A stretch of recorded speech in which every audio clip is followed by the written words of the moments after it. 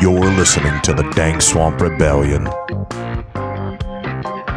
Stay tuned after the show for a DSR Talks original inspired by the man, the myth, the legend, Rattlesnakedre.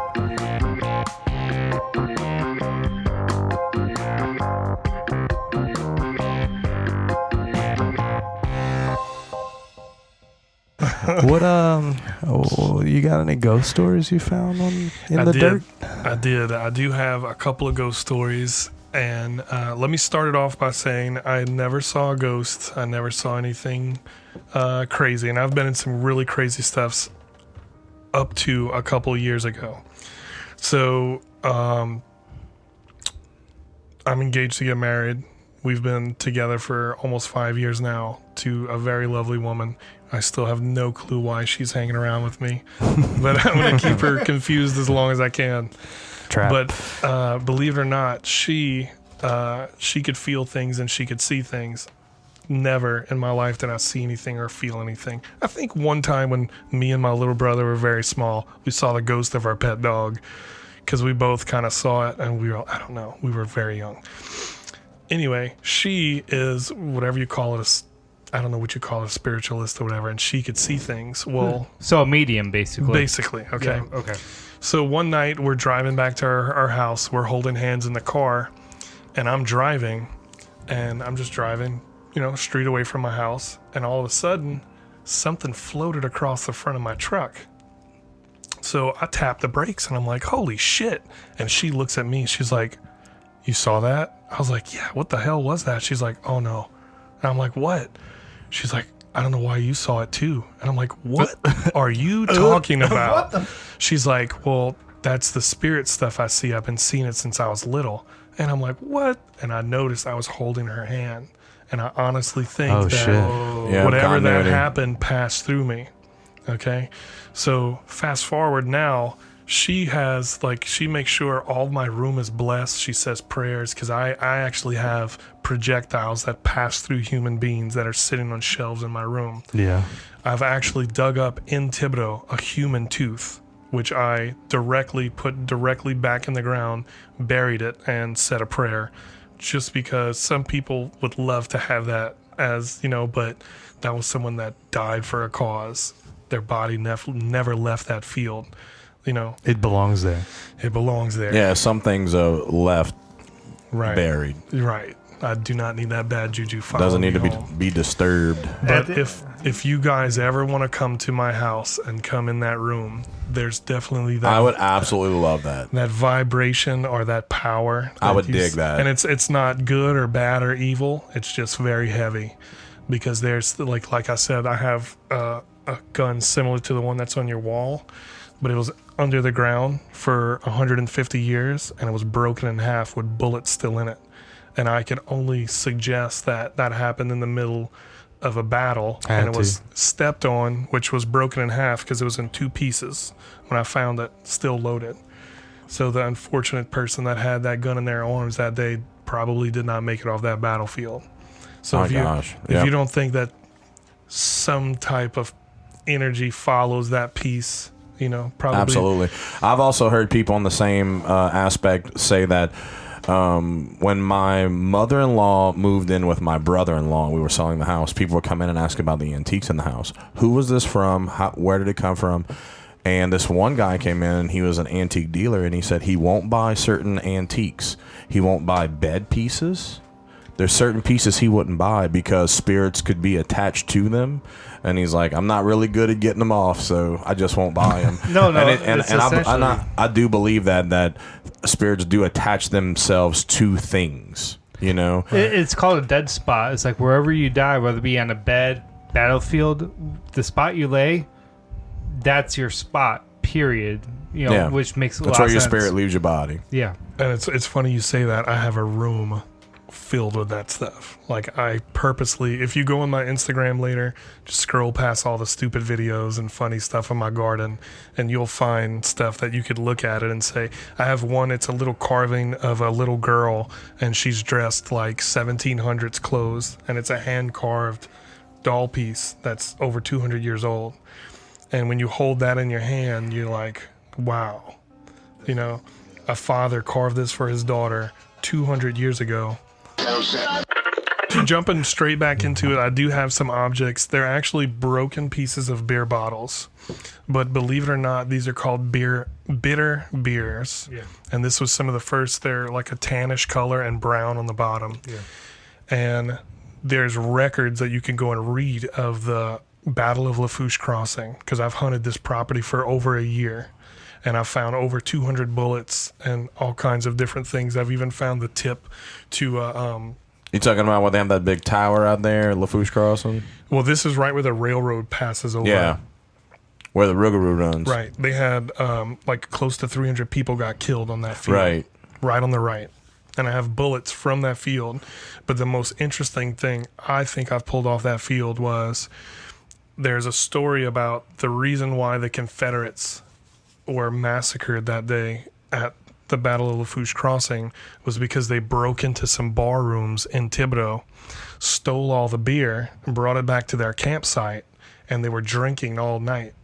So the Union Army knew that they were drinking and carrying on all night, so they attacked them basically at dawn.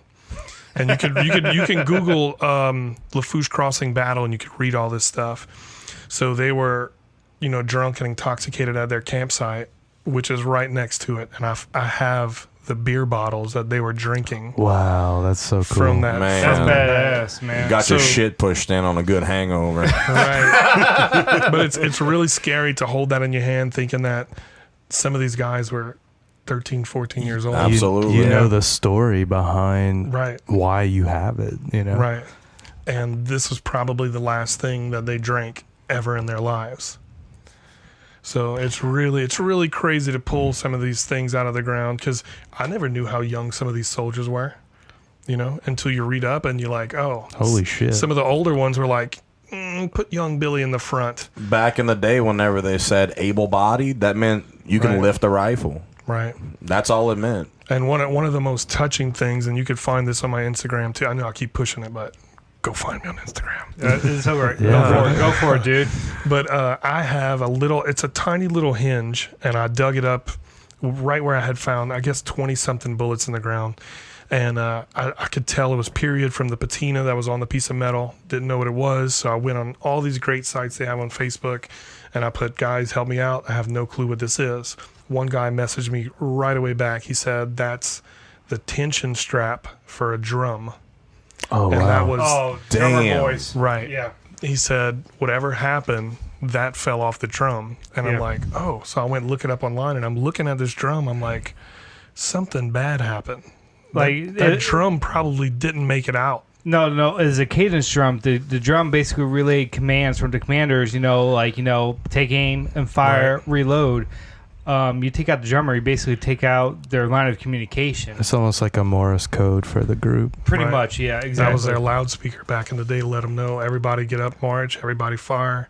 And it's just crazy to know that something happened, that parts of that drum were strewn across that. It brings new meaning to rim shot. And a lot of the kids playing the drum. I'm saying kids. I'm like, they can be as young as like 9 years old, Right. all the way up to like 14 plus. And if after you reach that threshold of that age group, your ass is in gray or whatever you have, wielding a rifle, as you pointed out earlier. Right. And that Because just, you're now an able body. it goes to show you that child was so young he couldn't hold a rifle, so they made him Hold the drum.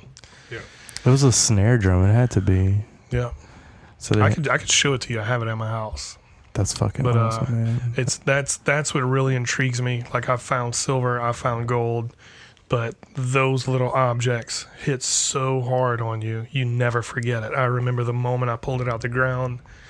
I remember like looking at it going, wow, what is this? I know it's important, I just don't know what it is. And the moment that someone replies to you, sends you a picture from Google, hey, this is what you found, you're like, wow, damn, I just brought something. Dude, I just flashed back to my personal best redfish. I'm telling you, Nag, I felt the same way. Yeah, but it's crazy when you bring something that hasn't seen the light of day in 150, 200 Yeah. years, And if you wouldn't have, got off of work that day, changed your clothes, grabbed your shovel, got out in that field and went dig it up, that exact day, you probably never would have. You would have never gotten your Because hands on it. that plow could have hit it the next day. Somebody else could have dug it up. True. That's why I say some of these things actually call to me, whether it's the piece itself, whether it's the people from the past, whether it's just a residual haunting. Do or you get a whatever. feeling like when I'm about to go fishing, bro? I can feel where I want to go, Right. and I'm gonna go catch. So do you like when you're about to go? You're like, I may have been thinking about going to buy a black and go bass fishing for the last 2 weeks, and then all of a sudden it's like, you know what? I'm going red fishing in Cocodrie. It's actually exactly like that. Yeah. It's actually the same feeling. You'll know this. The feeling you get before you walk on stage knowing that you're about to slaughter it. Yeah.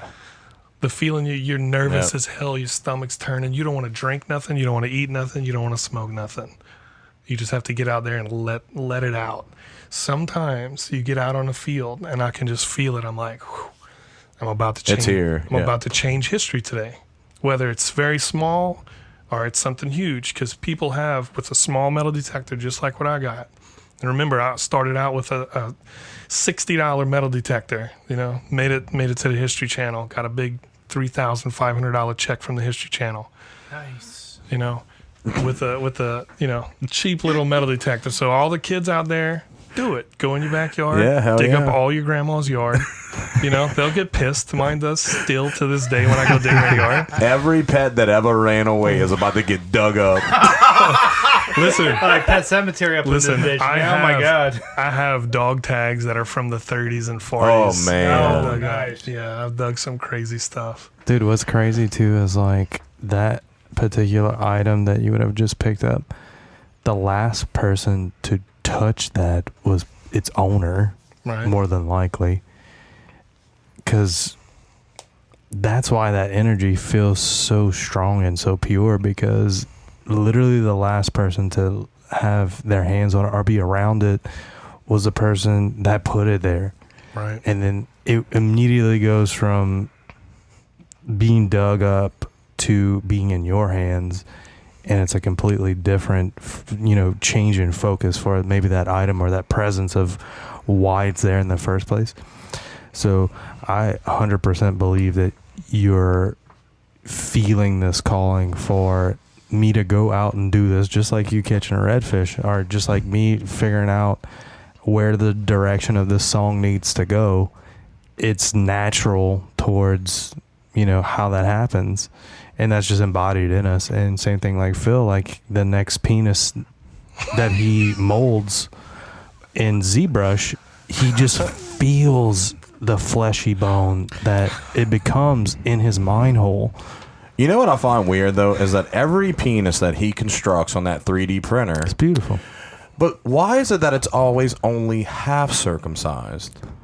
It's like, okay, Turtleneck. here's the reason. Here is the reason. The priest holding the scissors was cross-eyed. So speaking of the priest holding the scissors that's cross-eyed, Funny story, I was overly circumcised. So you took a little too much Wait, off the here, top. time out. Overly, like, yeah, it basically did looks they, like I'm... did they use a bandsaw? No. A router? It basically looks like I'm trying to put one of those swimmer hats on and I'm pulling it down really hard. High five achieved, folks. So, we needed a comedy relief. and you here, broke guys. We were that talking thing. about. Holy shit. It's nice and snug. So this ghost story is not even a real ghost story, but this involves Jean Lafitte the pirate and the British that tried to invade the Americas. So the War of 1812, the British come to New Orleans. Not a lot of people know this. Jean Lafitte was a pirate back in the early 1800s. He did not have allegiance to the United States or the British or anybody, but he was a huge force in the Gulf of Mexico. He had multiple ships. He would rob the U.S. as well as the British ships. Did not give a shit. His brother was named as Pierre. He had a store, which still stands today. It's a bar room. It's the oldest bar room in New Orleans. Would sell all the contraband that he would steal out of the ships that would pass, okay? So, Jean Lafitte, the British offered Jean Lafitte money to fight the Americans. Okay, It's like a mercenary. right. Jean Lafitte was, how do I say that? Oh, he just said that the money was so small that they offered him, he was like, I can't even think of the word. Shortchanged, basically, undercut. He was just like, you motherfuckers. You offered me basically They're like, passing him the Mizat. right. They offered Yeah. him just a couple bucks to come and fight against the Americans. Pissed him off so much that this guy was, Jean Lafitte was a character. He was the first true gangster. Did not give a shit. He would rob a ship and he would walk on the ship. Okay. A lot of them would give up on sight of a pirate flag. They would see it and know, like, we're going to get killed. It's over. Yeah. Right. Mhm. He would walk up, say, who's the captain? Whoever the captain was, sometimes he would stick the sword through and through his stomach. Those days you were dead if you got a sword stuck through your stomach. He said, this is now a pirate ship. Whoever's second in command can become a pirate, and you will run this ship. You will give me half, and you and your men split the other half. Or I will kill you all and sink your ship. And most of the time they would take the deal. Yeah. So Jean Lafitte did this for about 10 years in the Gulf of Mexico. That's so badass. Right. That's awesome. I have another story of I've probably walked in the same footsteps as Jean Lafitte too, and I'll explain that later. Oh, I know this one.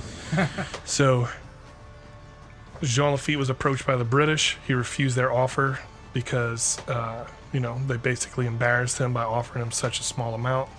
Him and the general of the United States Army hated each other. He had put a $500 bounty on Jean Lafitte's head at the time, and $500 at that time was a very, probably multi-$1,000. And Jean Lafitte turned around and put the governor's head and said, "I'll give $5,000," which is probably close to $1 million nowadays.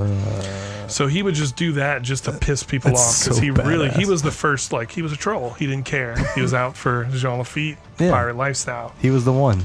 So he agreed to fight with the Americans just to piss off the British. He had stole multiple ships from the British and actually used their own cannons, gunpowder, and cannonballs against them and slaughtered them in Chalmette. Wow. Killed them. Said that he would wait because Jean Lafitte would wait for the British soldiers because they would walk up. His pirates would flank them. And he also had Native American pirates because when Jean Lafitte would come into the Gulf, there was Native Americans all the way from Florida all the way to Texas. Yeah. So he took some of these people think that Indians died out a long time ago. They still had Indians in the 30s that rode on horseback into Washington, D.C. Go look it up. So some of the Native Americans were the baddest motherfuckers that Jean Lafitte had. They wouldn't even hunt. They wouldn't even kill people with rifles. They preferred bow and arrows because they could shoot probably about 20 or 30 arrows by the time it took you to reload your gun. It's still like that. You ever met a Dardar? Yeah. I have a very good friend of mine that comes to my There's house. some badasses, bro. You don't want to fight a Dardar. I always ask before I'm getting a fight, what's your last name? Dardar? Nah, fuck it. I'm good. Yeah, you going fishing? But to get to the ghost story behind the whole thing, Jean Lafitte had Native Americans while they were fighting in this war. So when nighttime would come, they would shut down all their war activities and they would fight again the next morning. Jean Lafitte would send the Native Americans. They would strip down all their clothes, probably strip down naked, not to make a single noise. Would sneak into the British encampment, into the general's tent, and kill just the general and sneak back. And they would send letters to the generals of the American army in a peace treat, like a peaceful, to say, can you please stop sending the ghost at night to kill our generals? Wow. Because they could not fathom that people were sneaking into the tents, cutting their throats, and There's sneaking no out. way someone's so quiet, like, Right. you ain't met a Dardar. Right. They'll Right. sneak your ass. And that's testament to the Native Americans that lived here, that there's still bad motherfuckers out there. I know one personally. He bow fishes. He sees in the dark. And he don't even use a bow. He just takes the arrow and throws it at the fucking Look, fish. I'm not gonna say the guy's name. I'm very good friends with him. I've seen this guy shoot a bow in the dark, nail a fish, bow fish, and I'm like, dude, I can't even see. How did you do that? I've seen him jump underwater, come up with an alligator. And I was like, That's not natural. no, not at all. Why couldn't that be on Swamp People instead of them fucking Right. idiots? That's some kind of shit that No, I. instead you got Shelby shooting and driving boat through, Who gives a fuck? Watch God this dude damn. fucking destroy nature as it's made. You know. That's the America we live in. 300-year-old tree. I'm gonna cut it down. Whereas this dude's planting a 300-year-old tree. Fuck, Right. what his dick? Fuck, man. That's nuts. Planting in 3. But You're an idiot. to get to the story about, I know I have searched on one property. I don't want to give up where it's at because I hope to one day get back on that property. Sure. I found Spanish doubloons on this property. Whoa. Yeah. The 2 guys I've hunt with have also found them. They've found bigger ones that are worth probably $2,000 to $3,000. The one I have is from 1804. It's a half real. And this was the 1804 was in the middle of when Jean Lafitte was a pirate. He stopped being a pirate around 1814. They lost. So was this around the same time period where the Spaniards were in search of the Fountain of Youth? Yes. Because the Spanish were all over in Thibodeau, all over in South Louisiana. They're the ones that sold Louisiana to America. True. Yeah. So there's this one property that I go on. If you do your research enough, you could figure it out from what I'm about to tell you. But Jim Bowie, that fought at the Alamo, died at the Alamo. Mm-hmm. His mother and his brother owned the house on this property that I went metal detect on. Oh wow. It was years and years later, the Civil War passed through that same property. So I was on that property looking for Civil War era artifacts. While on that property, a guy digs up a button from the War of 1812. Wow. And we said, hold up, this doesn't make sense. He said, maybe, somebody from there lived around here. We started doing a little bit more research, found out that Jim Bowie, the owner of the Bowie knife, his brother, his mother lived there. Okay. I dig more into it. I figure out Jim Bowie and Jean Lafitte were business partners. Jean Lafitte had captured a few ships in the Gulf, were full of slaves, killed everybody on board, kept the slaves. Jean Lafitte was wanted in New Orleans, couldn't step foot in there. So he would give the slaves to Jim Bowie. He would bring them into New Orleans to sell them and then bring the money back to Jean Lafitte and they would split it. So on that property, we found stuff from the 1700s, even the 1600s. Holy coins, and all Spanish coins. My coin was from basically South Mexico, like the Yucatan Peninsula. The other coins were dotted on the way back north towards. So the only way these 3 coins would traverse from all the edges of Mexico into Louisiana, it's not because people are on horseback. It's not because people are traveling like that, because it would take It would never happen. months or years, or probably never happen, Transport. unless you're in a pirate ship That's fucking where nuts, you're going man. into all of That's these wild. ports. And we found 3 coins from 3 different Spanish cities that they were minted in the Yucatan or South Mexico, and that's why I know these coins were held by pirates. They were traded for stuff in Thibodeau. That's why when I still have that coin, I plan on making it a ring so I can hold it at all times. But it's so crazy to hold something and think back that 200 years ago, a pirate set out on a ship and had this in his pocket.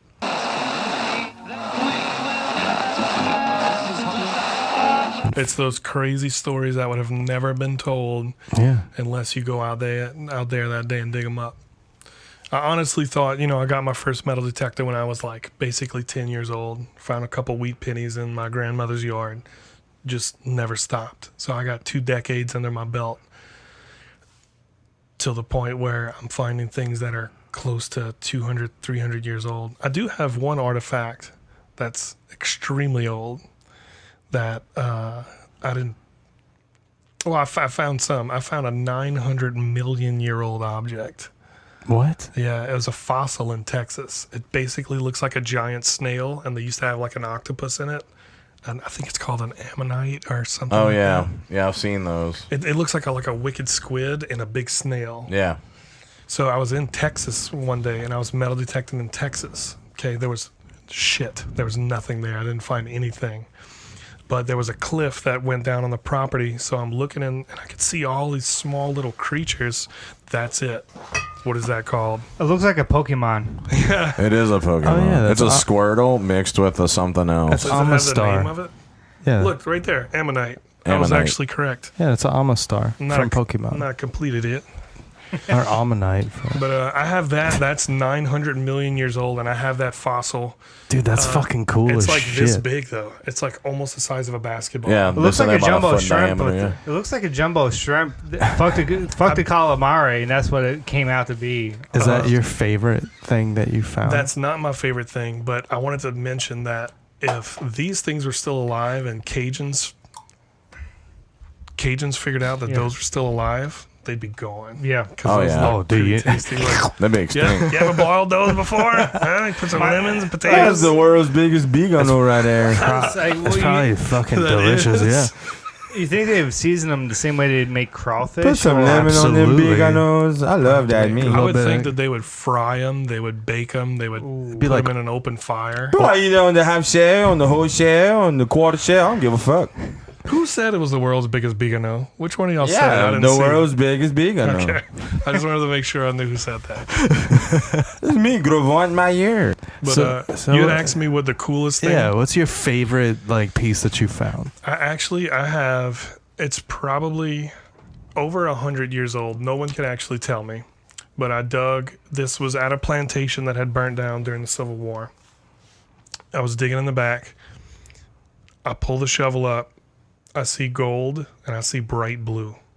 It was a gold. It's a handmade gold ring.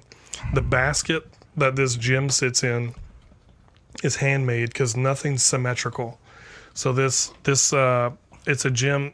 They believe that it's a London blue topaz set in 14 karat gold, and it's over 100 years old. That's the only answer I can get. It Shit. could be worth $300 to $3,000. I'm looking My it up right God. now. Hang on.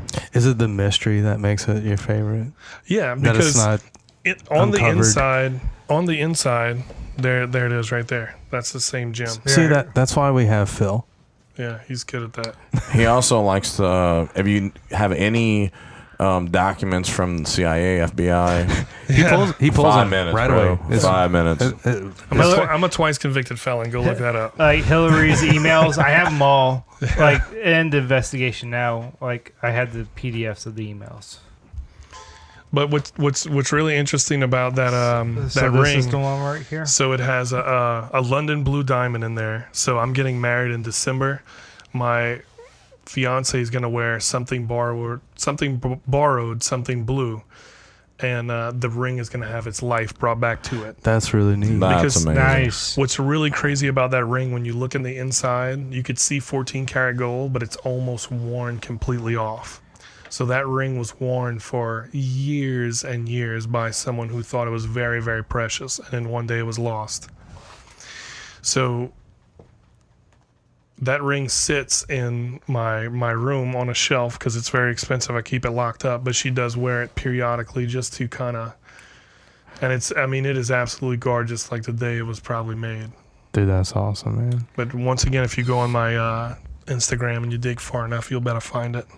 So, earlier you mentioned you would go into a field that's recently been plowed Hmm. and you get vibrations and you go out and find stuff. Do you remember the show Ripley's Believe It or Not back in the late 90s, early Right. 2000s? Yes. There's a story that is very reminiscent of the story you're telling. This single engine Cessna pilot mechanic got struck in the head with a propeller in front of the plane, and he's not able to sleep. He's alive. He recovered, gone through physical therapy, and part of the therapeutical process to regain motor skills in his hand was to play with clay and everything. He started sculpting sculptures of Union soldiers fighting Indians. Now, that being said, do you think that some of the vibrations you were feeling were essentially flashbacks to different soldiers that fought during the war and know exactly where the bodies were at? Like he is like reenacting scenes within his sculpture?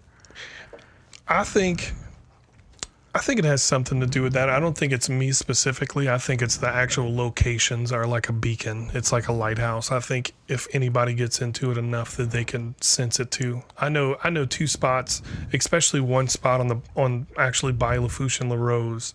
I could take any one of you in the woods and you walk into that woods and you will definitely feel whatever the hell is going on.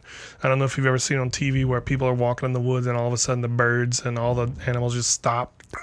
Yeah, you get that dead silence. Dead silence. Mm-hmm. That's what happens. And this is right behind the Duco house in La Rose, which I do have permission. I've been working with the owners to do a documentary on that house. I have permission to go metal detect the front of that place and the back. But there is like a 10-year-old girl that's buried on that property. The headstone was stolen at some time in history, but it was directly out the back door.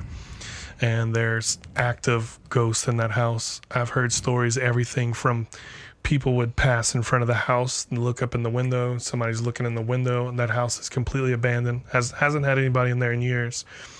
I've personally walked through the house, and believe it or not, as soon as we walked in the house, there was a snake on the floor.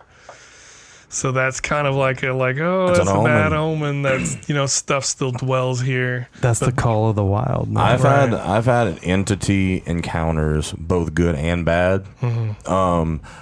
I've seen spiritual type things, even in this house. There are times where my wife and I have seen really strong flashes of light in places that there's no way any outside light could come in pitch blackness and stay for a minute. We've also seen beings walk down the hallway. She has seriously thought she has felt her dad, who died a few years ago, touch her. Like when she's feeling down, like she was in a depression a few years ago. She's sitting on a recliner and she said she felt a hand. And she said when she looked, she could feel an impression of a hand and you could see it on her shoulder. Really? And it eased her. When my dad died a few months after, I was in bed and I got to sleep where it's pitch black. I don't like even a phone charger I don't like no light.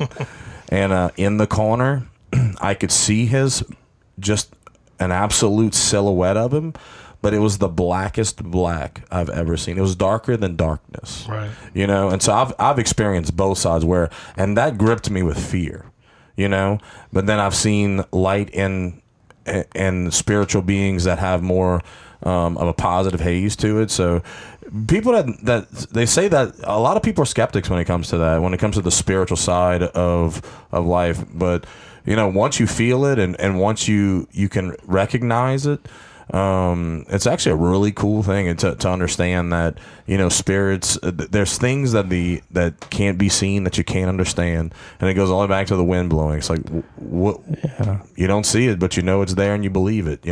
It's true. I mean, I have some similar too.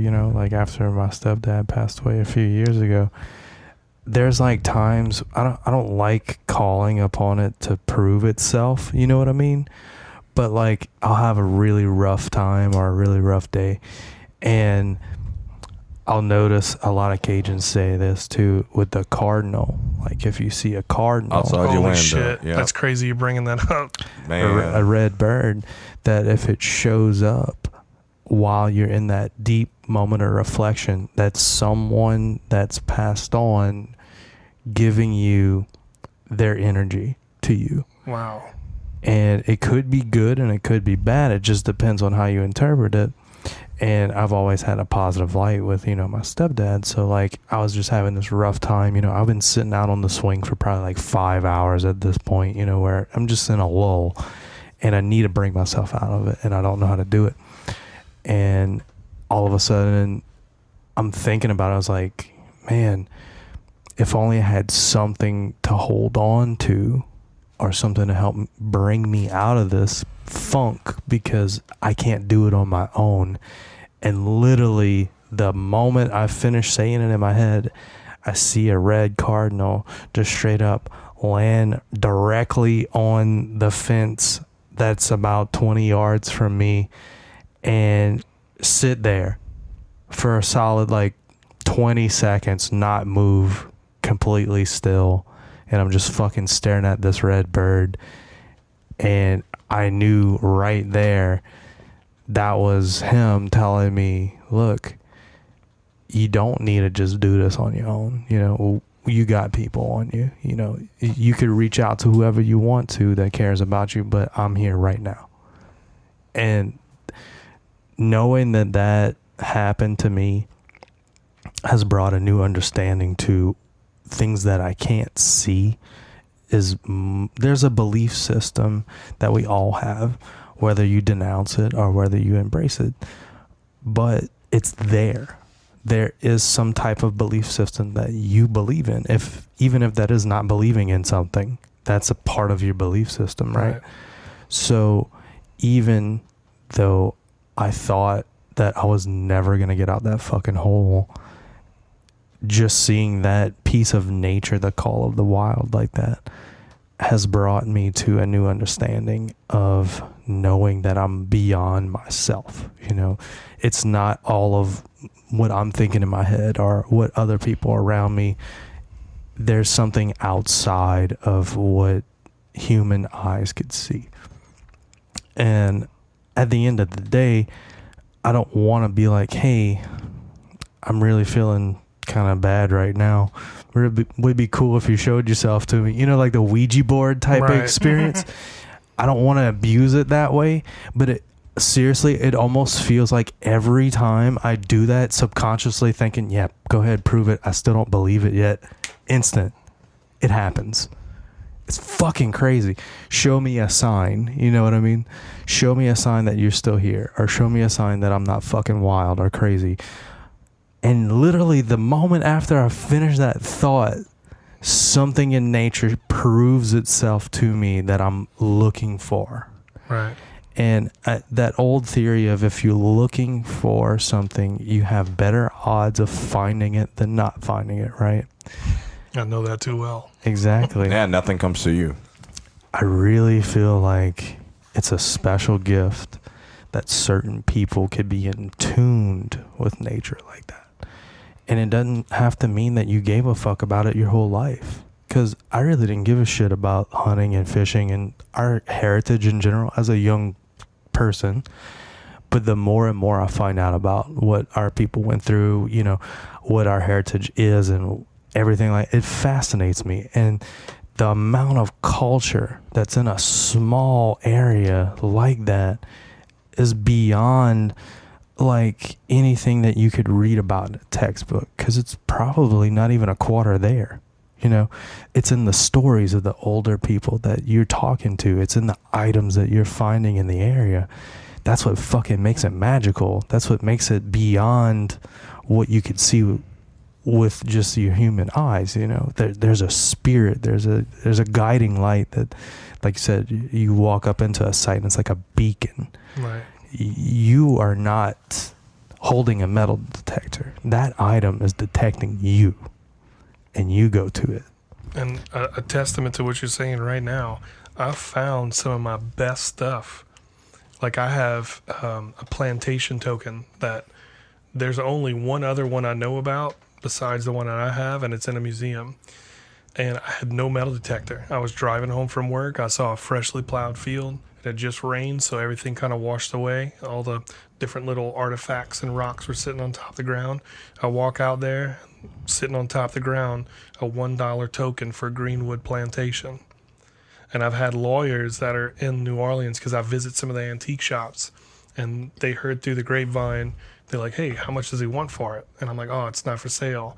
And the message the guy gave me back was, that's not the question I asked you. How much do you want for it? So, I mean, could he give me $100 for it? Could he give me $1,000? I don't know.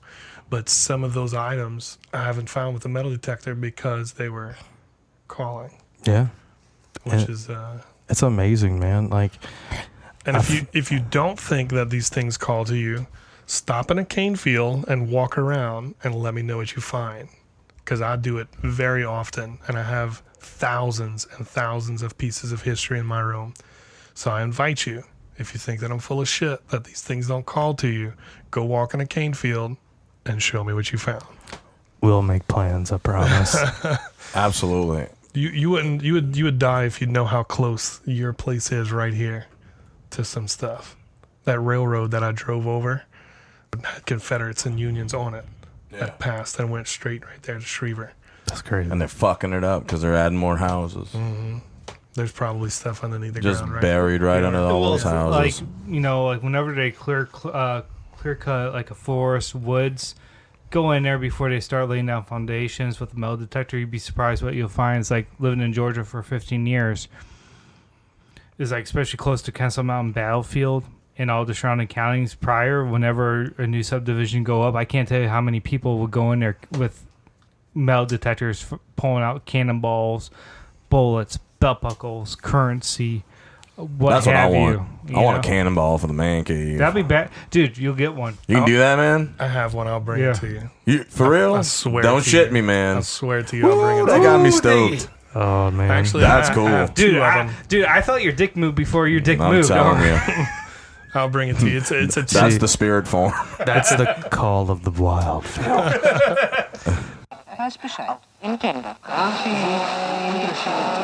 Like, look at this 3D model this fucker makes.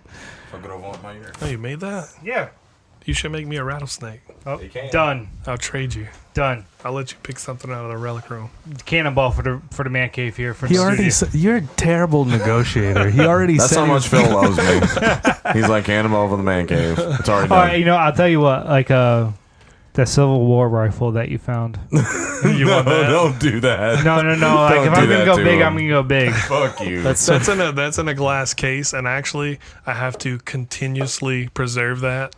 So if I would give it to you, you'd have to It's continuously. like a pet.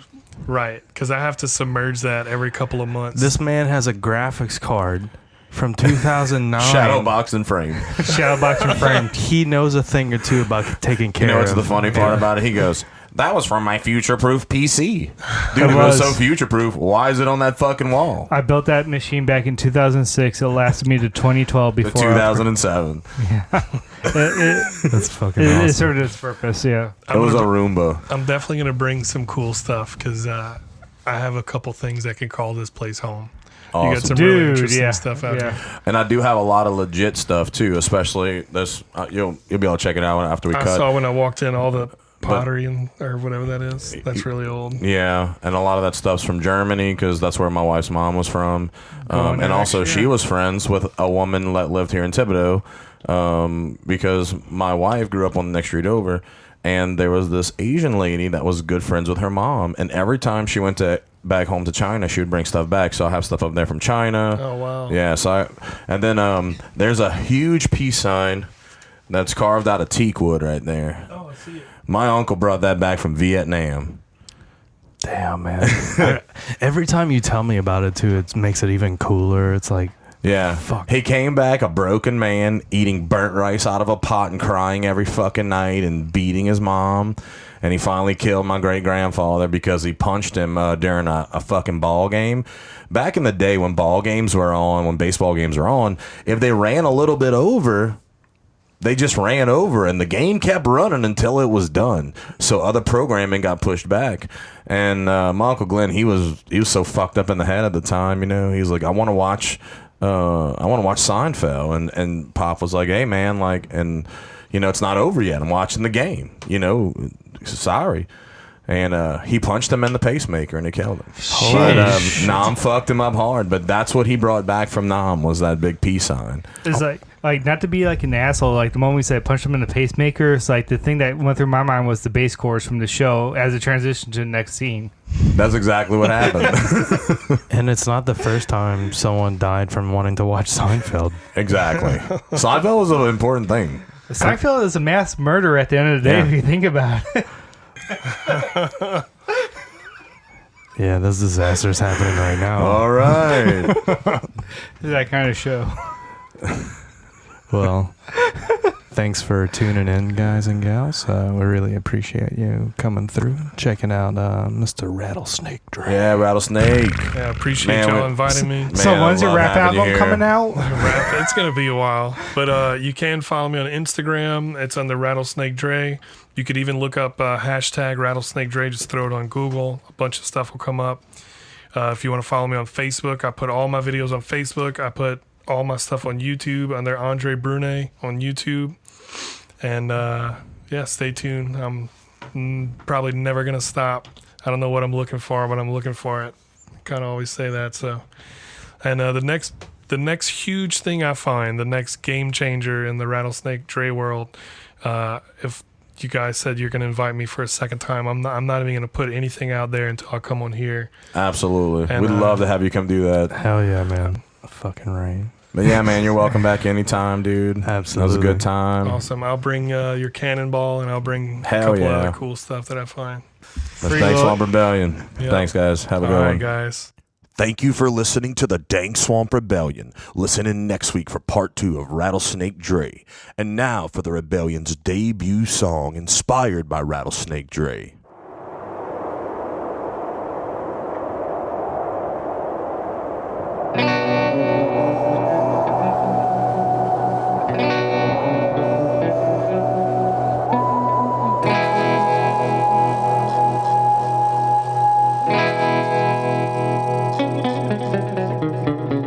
It calls down like tiny embers spread across time.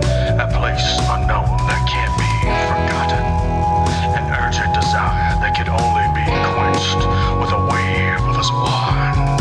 The spirits take him far and wide to tell the stories of their lives. The man, the myth, the legend, the rattlesnake dream.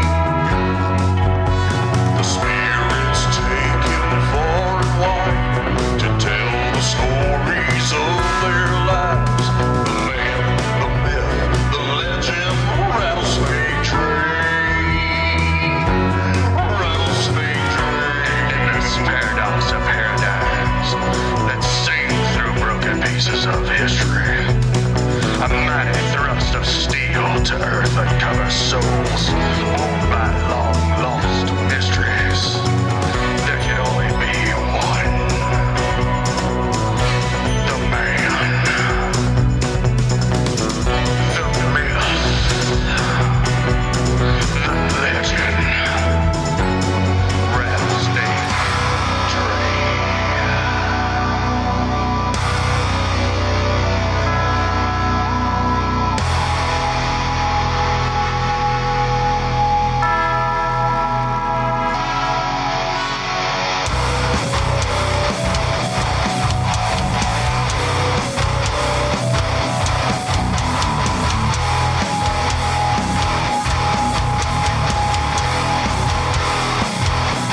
Rattlesnake Train.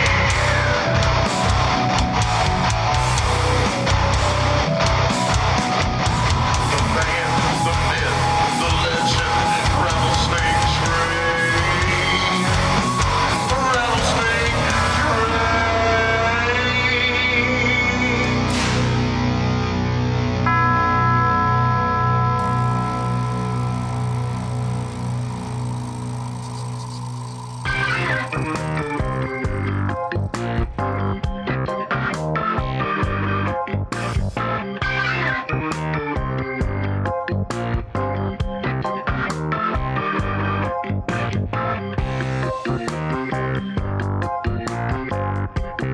Thank you for listening to Dank Swamp Rebellion. Check us out on dsrtalks.com.